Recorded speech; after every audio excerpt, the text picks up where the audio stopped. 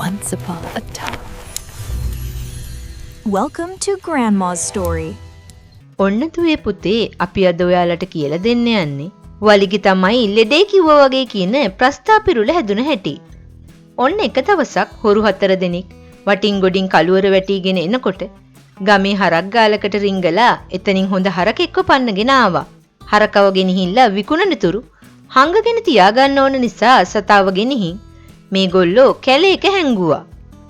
එදා රාත්‍රියේම මස් මරන්නගේ ගෙදෙට්ට හරකව දක්වනවා කියලා ඒගොල්ලෝ හිතාගත්තත් ඒක හරියට කරගන්න හොරුන්ට බැරි වුණා.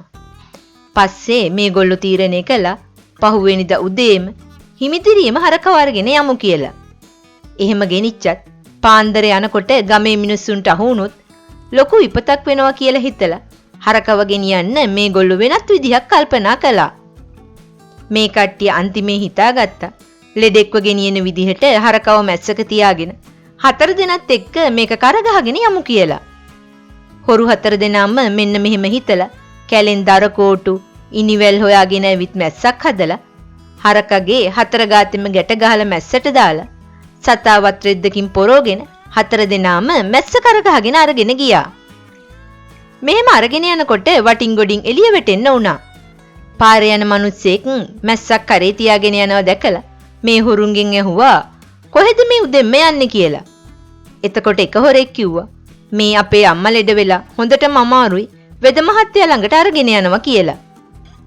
ඒ එක්කම අර මිනිස්සයා දැක්කා වලිගයක් වගේ දෙයක් මැස්ස පිටිපස්සෙන් එල්ලෙනවා. ඒ පාර අර මිනිස්සයා ඇහුවා එතකොට මොකක්ද ඔය වලිගයක් වගේ එල්ලෙන්නේ කියලා. ඉතින් දුවේ පුතේ හොරුන්ට ඝන දෙවි නුවණ පහළ වෙනවා කියනවනේ.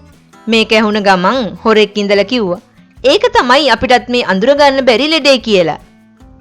ඉතින් ඔන්න ඔය වගේ මොනවා හරි ගැලවෙන්න හේතුවක් කියලා ඒක තමන්ගේ වාසියට හරව ගන්න අය දැක්කහම අදත් අපි වලිගේ තමයි ලෙඩේ කිව්වා වගේ කියන ප්‍රස්තාව පිරුල භාවිතා කරනවා.